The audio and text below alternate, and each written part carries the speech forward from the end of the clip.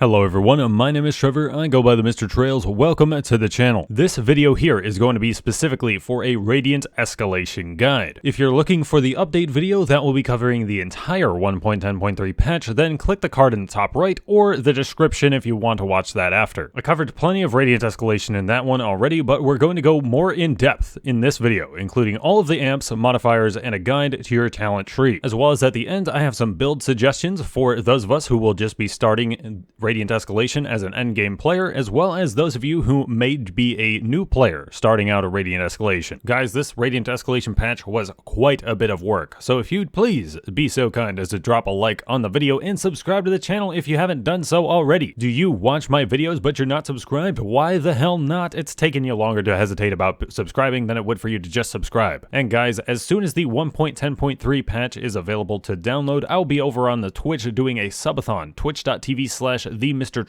It will be an uncapped subathon minimum of 48 hours, and any donos, subs, bits, or merch purchases will lengthen the time we will be streaming. The main goals include playthroughs and challenges of some other games, as well as upgrading the stream's setup further. Twitch.tv/TheMrTrails tomorrow. Let's start with a general overview of Radiant Escalation. Radiant Escalation is the final escalation of the elemental set, taking place in a distant research facility that was built upon an ancient temple. You will be able to unlock Radiant Escalation from the Slayer's Path 1 to 13 at milestone 6 and 10 to 50 at milestone 12. It will feature the Chronivore as the keystone behemoth because the Chronivore will be removed from the Paradox Breaks, and getting its weapons and armor will now be exclusively done in Radiant Escalation. The Chronivore has also received a few tweaks, basically just making the behemoth a tad bit slower and no longer setting you on fire, just to make the fight a bit easier. Now that it's in Escalation, the fight kinda needed to be tuned down a bit since you only have 3 revives with no way to get more. Heroic Radiant Escalation will be inserted into the proper spot of the Heroic Rotation and will be launching on June 23rd, accompanied by the 1.10.5 patch. Beyond the elements themselves, each escalation has had some type of theme to it previously, Shock being crits, Blaze being stagger, Umbral being wound, Terra being shields and healing, and Frost having frostbite and the Avatar system. Radiant Escalation's new amps don't quite have a theme just yet, however, there will be more amps releasing in the future patches, starting with 1.10.4, which will bring the new amps to having a bit of a lantern-based focus. Radiant Escalation will now be the only one where you can find Lightbound Koshai, and you'll have increased chances of encountering the new behemoth, Alira, in this escalation, but it can also be found in the others. You get the typical 1 amp after each round of the escalation, but there's an additional mechanic to grant you an extra amp after round 4. Along the way to the top of the escalation, there will be runes on the walls on or near the arena. These will make a noise to tell you where they are, but they're going to be in the same spots every time. These runes will be telling you a password, where on the way up to round 5 of the escalation, you can enter the password for an additional amp choice. There are 4 pillars to input the password in, each having a number above it to correspond to where you saw each symbol. This is the first kind of puzzle mechanic for Dauntless, something I speculated about when New World came out with its dungeons and puzzles within. Correctly inputting the symbol sequence not only gives you an additional amp for the fight, but also gives you 4 Chrono Stones, with which you will be able to activate the event on the Paradox Breaks to fight the new behemoth, Alira. If you want to see more about Alira, head over to the 1.10.3 patch video also releasing today. Let's go over all of the amps that will be in Radiant Escalation upon launch. The returning amps from previous escalations will include Strega's Aether Drive, Locus of Power, Torrent Shield, Squad Goals, Void Blast, From the Ashes, Go Time, Elemental Form Umbral, Elemental Form Radiant, and Shadow Dodge. These were all in previous escalations, and many of them having a lantern-based focus. The new amps to Radiant Escalation are as follows. Lantern Summoner is an epic amp that when using your lantern you will summon an elemental orb for 30 seconds. These orbs are the same as the previous summoner amps. The green orb will occasionally give a burst of healing, the red orb will occasionally deal damage, and the blue orb will boost Slayer crit chance in a small area. The Earth Shaker amp is an epic amp that when landing from a jump it will cause an explosion at your feet, dealing 1000 base damage. It has a 5-second cooldown, and this amp is capable of interrupting behemoths. The damage is increased with the damage increases on your builds. The Crash Course amp is an amp that will give players a flat increase to their stagger damage. It's similar to Squad Goals, being for each additional player who picks it up, everyone will get a larger benefit from the amp. The Last Seconds amp is a rare amp that after taking damage, you'll heal 50% of the damage taken back over the next 5 seconds. The Mender's Shield Amp is a common amp that when each time the Aether Vent is used, all Slayers will gain 200 shields, being a spin-off of Mender's Gift. The Flicker Amp is a rare amp that when using your Lantern Hold, you'll gain the Axe's Resolve mechanic, becoming unstaggerable for 1 second and taking 50% less damage. The Home Field Advantage Amp is a rare amp that after performing a Banner Plant, you'll create a pylon area that gives 20% attack speed, 25% damage, and 20% damage reduction when standing in the area. If you're wondering, no, this is not affected by Engineer, and this is intentional, but perhaps we could sway the devs to make it happen with enough feedback. And the Healing Dream Amp is an uncommon amp which, while downed, you will continuously heal the player with the lowest HP for 50 health per second. This is essentially the Healing Stream Amp, but is better for those who just take a ton of damage, at least to still be a little help to the team. Overall, I'd say the amp pool isn't that great at the moment at least, but I've seen some testing of some of the amps that will be coming out in the future, starting in 1.10.4, and those will be pretty good. It's not only the Slayers, but the Behemoths get some amps as well, in the form of our fight modifiers for Radiant Escalation. The modifiers returning from previous encounters will be Radiant Prison. When you get downed, you'll be trapped in a Radiant Bubble previously seen on the Rezakiri Dauntless Trials. Umbral Weak Spots, which will make the Behemoth take extra damage, and when the weak spot pops, will activate an Overpower state and deal a chunk of damage to the Behemoth. The Elder Shields mechanic, floating around the Behemoth and damaging you if you hit them. Radiant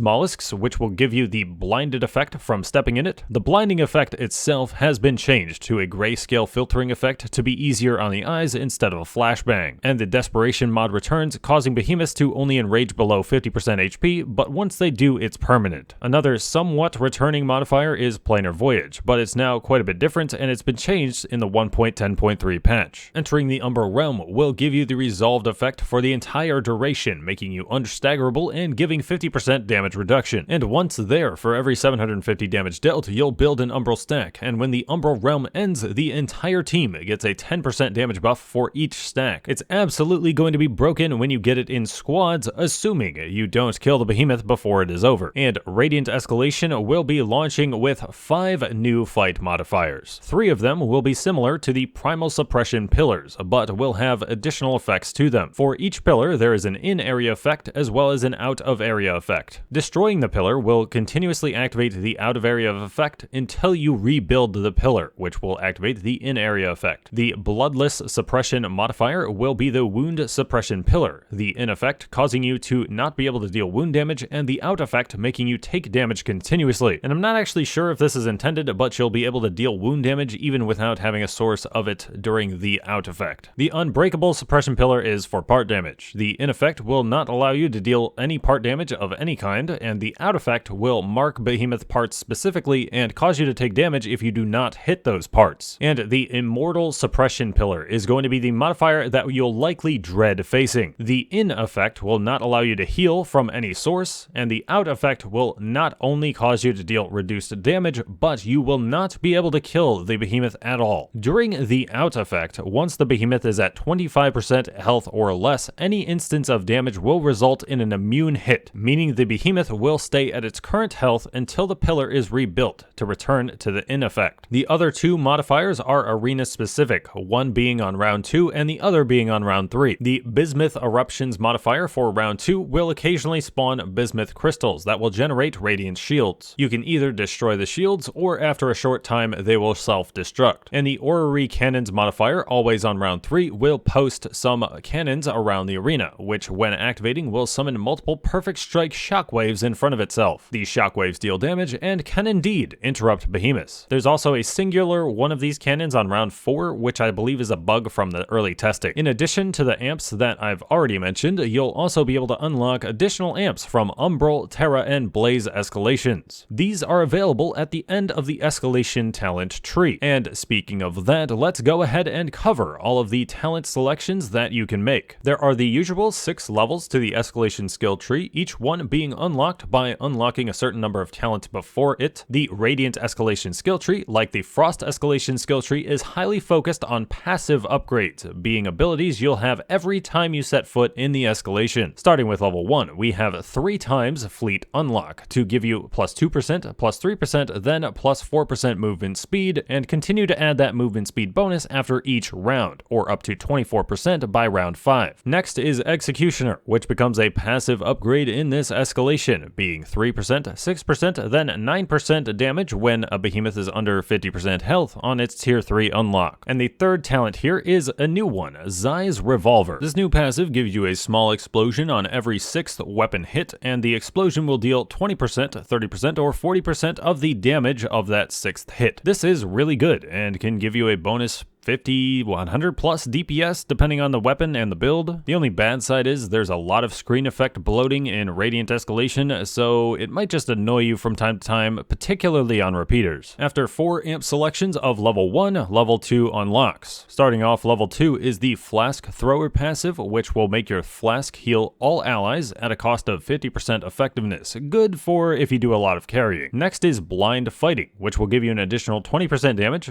for 30 seconds, or on unlock 2, 60 seconds after receiving the blinded effect. And again, the blinded effect itself has changed a bit to make it not as bad to intentionally do to yourself. And the last of level 2 is Moira's Reinforcements for a passive 5%, 10%, then 15% damage reduction. After 8 prior unlocks, you reach level 3. The Thrill of the Hunt amp becomes a passive in Radiant Escalation, giving you a bonus 1%, 2%, then 4% damage for each killed behemoth. This will give you plus 24% once you get to round 5, and this isn't that bad as a passive where it was kind of lackluster as an amp itself, especially considering you'll be getting this every single hunt. The Pact passive will make you take an additional 20% damage permanently in every Radiant Escalation you do, but after each round you'll have a randomized bonus of the Pact amps. So this can give you bonus damage, attack speed, health, or lifesteal at random. When you complete a round, the previous round of Pact disables. So unfortunately, we aren't going into Chronivore with 5 of these bonuses, but that would have been really crazy to actually have. And the final selection of level 3 is Farslayer's Precision, with 5, 10, or 15% wound damage being added to your attacks. In 1.10.3, this passive has changed to no longer make it convert your part damage over to wound damage, so it's an actual just bonus. And for those that might be unfamiliar, wound damage isn't actual health damage, but only damage that progresses toward wounding the part of the behemoth, so it's not like just an actual damage increase itself. After 12 talent tree unlocks, you reach level 4, where we start with Borman's Might, which is the same 5%, 10%, then 15% added stagger damage it was previously. Next is a new passive called Strega's Harvester, which will give 5, 10, then 15% chance to drop a second part each time you break a part in the escalation. This will be good for those who are just starting their progress in escalations, making it so you won't need quite as many escalation runs to craft the weapons. This talent will replace the Strega's Tonic passive for all of the escalation skill trees, meaning every build doesn't have passive lifesteal in these escalations anymore. The final talent of level 4 is the new Cat's Masterclass passive. This passive will give you 5%, 10%, then 15% bonus to your abilities based on the weapons your teammates are using. Sword is crit chance, hammer is stagger damage, axe is damage, warpike is wound damage, chain blades is attack speed, repeaters is part damage, and strikers is crit damage. The bonus does not count for your weapon for yourself, and each bonus is limited to one teammate, so we don't just waltz into the escalation with something broken, like 100% crit chance. This passive is still crazy good, will lead to a bunch of shenanigans that I can't wait to try out. After 16 talent tree selections, you'll reach level 5, starting us off with Lucky Strikes, being 5%, 10%, then 15% crit chance when doing Radiant Escalation. Next is the Eidolon Ruler passive, which will give you an Eidolon amp after each round up to the talent points invested. For 1 point, after round 1, you will gain a Dodging Eidolon that will double Eidolon attack speed after dodging through an attack. For 2 points after round 2, you'll gain a Part Break Eidolon, doubling Eidolon attack speed after a part breaks. For 3 points after round 3, you'll get an Omnicell Eidolon, doubling Eidolon attack speed after using the Omnicell ability. And for 4 points after round 4, you'll gain a Lantern Eidolon, which doubles Eidolon attack speed after using the Lantern. These talents do have a weird wording that says grows in power, but it's still the double attack speed effect. And the final selection of level 5 is the Tireless passive, which will make sprinting with the weapon out not cost stamina. And after 20 talent selections, you'll unlock level 6 of the skill tree, home to the prior escalation amp unlocks. We have Umbral Escalation, which unlocks Exposed Weakness, Elemental Summoner, and Surgical Destruction. These amps with a Warpike squad could be a really fun time. Terra Escalation, which unlocks unlocks Shield Sphere, Shrapnel, and Pact of Hunger, though with the Pact passive already active, this would make you take 40% bonus damage from that one round, and you'll probably end up just getting Pact of Hunger from the passive at some points anyway. And Blaze Escalation, which unlocks Lady Luck's Barrage, Torgadoro's Strength, and Torgadoro's Fury. With a Hammer Squad, Lady Luck's Barrage would be crazy fun as well. So those are all of the talents for Radiant Escalation, but what would be an optimal build for our skill tree? The exact skill tree build you'll want to have active will largely depend on whether or not you plan on mostly doing solo or mostly doing squad play. Squad play is insanely incentivized by Cat's Masterclass, so this is what I would recommend. And if you need help filling out a squad to play with, I'd suggest the Dauntless official Discord server's Looking for Group channel. My own Discord server has this as well, and my server is a good way to get notifications for Twitch and YouTube, or just keeping up with what I'm doing in general. Let's go over the talents I would recommend for each case, first for squads, then for solos. We'll break it down by groups of 4 amp selections that you'll need to unlock the next level. For the first 4 talent selections, regardless of solo or group play, we will be grabbing all 3 of Zai's Revolver as well as 1 Executioner. Great DPS increases to start you off. The next 4 talent selections will be largely up to preference, but do split them between Fleet, Executioner, or Moira's Reinforcement as you see fit. In squads, self-preservation isn't as important, so you could choose to not grab any damage reduction here, but if you plan on ever playing a Tempest build in Reska, you will definitely want to grab some Fleet. Blind fighting does sound okay, but aside from Radiant Snails and Rezakiri, you won't really be blinded, and Flask Thrower is pretty niche for actually being useful. For the third set of talent selections, I'd recommend grabbing all 3 Thrill of the Hunt, followed by an additional selection of your choice. Pact is pretty good, but I wouldn't recommend it for everyone, especially newer players. And if you don't want Pact, then add 1 more point to Fleet, Executioner, Reinforcements, or Farslayer's Precision, now to gain some wound damage. At level 4 of unlocks for squad play, we are absolutely 100%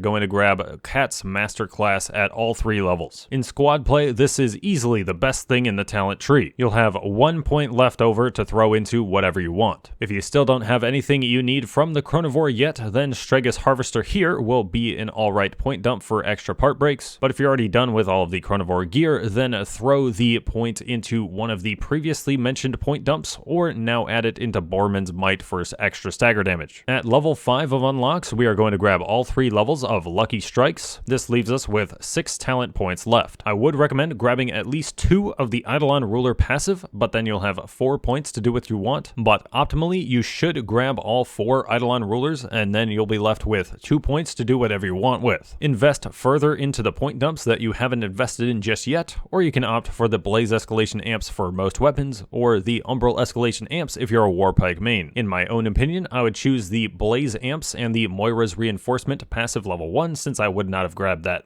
yet. So this is the overall skill tree that I personally would likely use for playing with squads. We'll run all 3 levels of Fleet, Executioner, and Zai's Revolver, 1 level of Moira's Reinforcement, all 3 levels of Thrill of the Hunt, the Pact passive, all 3 levels of Cat's Masterclass, all 3 levels of Lucky Strikes, all 4 levels of Eidolon Ruler, and either the Blaze or Umbral Escalation unlock, depending on if I was playing Warpike or not. I might do some specific squad meme talent trees for Cat's Masterclass shenanigans, so keep your eye out for those. But because Cat's Masterclass doesn't work for solos, we'll need to have a different talent tree build for it. The first 4 selections are all the same, all 3 Zai's Revolver, 1 Executioner. Dump the next 4 points into Fleet, Executioner, or Reinforcements, which becomes a bit more important for solos. For the next 4, we'll go with all 3 Thrill of the Hunt, and either choose Pact or put it into a point dump. Then here, for our next 4, we'll avoid Cat's Masterclass and just completely do a point dump. Then at level 5, we'll grab all 3 Lucky Strikes and all 4 Eidolon Ruler talents, which again leaves us with 2 more points where we can grab Blaze or Umbral unlock and do an additional point dump. Personally, this is what my solo Radiant Escalation skill tree would look like. All 3 points for Fleet, Executioner, Zai's Revolver, Moira's Reinforcement, and Thrill of the Hunt. The Pact passive, all 3 points for Lucky Strikes, all 4 points for Eidolon Ruler, 1 point dump into extra stagger damage, then Blaze or Umbral unlocks, the main one being Lightning Blaze. And now that we've gone over the builds for the Escalation talent trees, the final thing I will talk about in this video is builds for your loadout to help you farm Radiant Escalation faster. When you first level up your Escalation skill tree, I would recommend being at level 20, just to make sure the process is a bit easier on yourself. Until you get all of the power boosts from reaching Escalation levels 5, 10, and 20, it will be difficult to finish these hunts at lower levels, unless you are running with a very good squad. We'll first cover some builds, assuming you've already done all of the Escalation and Chronivore content from the past year. Then we'll look at some builds if this is perhaps your first Radiant Escalation, or Escalation in general. For starters, we'll have a speed running 1 to 13 Escalations build. You'll want to do 1 to 13 Escas until at least level 5 in the talent trees, even if you're extremely good at the game, where you get power boost 1, and if you're not quite as good at the game, you'll do 1 to 13 until level 10, where you get power boost 2. This build uses a bit of movement speed to make it faster, because there's a little bit of walking involved, particularly from round 1 to round 2. There's 2 versions of the build, the first being usable by any weapon except for axe. We're going to be running the Malkarion weapons with 2 of a movement speed cell inside. The new cell, Invigorated, will be worth picking up for this, giving you a 50% movement speed boost when under 50% stamina, basically a must-have for Tempest builds now. If you don't want to grab that first, then use Swift or Sprinter. The weapon bond here will be the Savit bond. We'll be running the Tempest Omnicell, your choice of Lantern with Catalyst. And for the armor, we're going full Time Weave, rocking the helmet with Pulse, the robes with Berserker, the gloves with Predator, and the boots with Berserker. Aether Drive, Blitz, and Frenzy for tonics, and the perk summary will be 6 Berserker, 6 Catalyst, 6 Overpower, 6 Predator, 6 Pulse, and 6 of your movement speed perk, Invigorated, being shown here. For the axe, we have an Adrenaline version instead of Berserker, Malkarion axe with our movement speed cells inside with the Savit bond, the Tempest Omnicell, and your Lantern choice with Catalyst. And for the armor, we have the Time Weave helmet with Pulse, the Scrave jacket with Adrenaline, the Time Weave gloves with Predator, and the Time Weave boots with Overpower. Aether Drive, Blitz, and Frenzy for tonics, and we now have 6 Adrenaline instead of 6 Berserker. Then when you first start your 10 to 50 escalations, you're going to want to switch to an Umbral weapon to guarantee at least being element neutral. For this, we're going to run the Thrax weapon with the Riftstalker bond. The cells in the weapon will both be Berserker on all weapons except for X, which will have both Adrenaline. You can rock your Omnicell of choice here. I would probably suggest Discipline early on, Revenant maybe after Power Boost 3, and it will be your choice of Lantern with Catalyst inside. For the armor, we are going to rock the Time Weave helmet with Cunning, the Thrax chest with Pulse, Time Weave gloves with Predator, and Time Weave boots with Overpower. Blitz and Frenzy tonics with Aether Drive, or you can run Stagger or Wound tonics as well. And our perk summary is 6 Berserker or Adrenaline on Axe, 6 Catalyst, 6 Cunning, 6 Overpower, 6 Predator, 3 Assassin's Frenzy, and 3 Pulse. Then, if you are a super beginner looking to get into Radiant Escalation as soon as possible, here's the build for you. It's very easy to make and has a good mix of damage and attack speed sources. We'll run the Riftstalker weapon with Predator and Molten inside, the Bastion Omnicell to be a bit more defensive, with the Skarn Lantern with Molten. And for the armor, we have the Embermane helmet with Endurance inside, the Scrave jacket with Adrenaline inside, the Embermane gloves with Predator inside, and the Charog boots with Tenacious inside. This perk summary will be 6 Adrenaline, 6 Endurance, 6 Molten, 6 Predator, 6 Tenacious, 3 Assassin's Frenzy, and 3 Evasive Fury. This is for weapons that can use Adrenaline effectively, being Axe, Strikers, Warpike, Sword, and Chain Blades. For Hammer and Repeaters, we'll adjust the build a little bit. We'll have the Riftstalker weapon with Predator and Molten inside, the Bastion Omnicell with the Skarn Lantern with Molten, and for the armor, we'll have the Hellion helmet with Predator inside, the Embermane chest with Evasive Fury inside, the Boreas gloves with Overpower inside, and the Charog boots with Overpower inside. This gives us a perk summary of 6 Evasive Fury, 6 Molten, 6 Overpower, 6 Predator, 6 Tenacious, 3 Assassin's Frenzy, and 3 Rage Hunter. The exact perk values would depend on if you have the equipment power surged, as well as the strength of the cells inserted. But with that, I think that will finally bring us to the end of this video. If you want to see Radiant Escalation in action as soon as humanly possible, head over to the Twitch, twitch.tv/TheMrTrails. Again, uncapped subathon over there tomorrow. Drop a like, subscribe to the channel if you have not done so already. Tomorrow I should have builds releasing for Illira weapons, which will be pretty good. But I have been Trevor, I go by TheMrTrails, and I will catch you guys next time.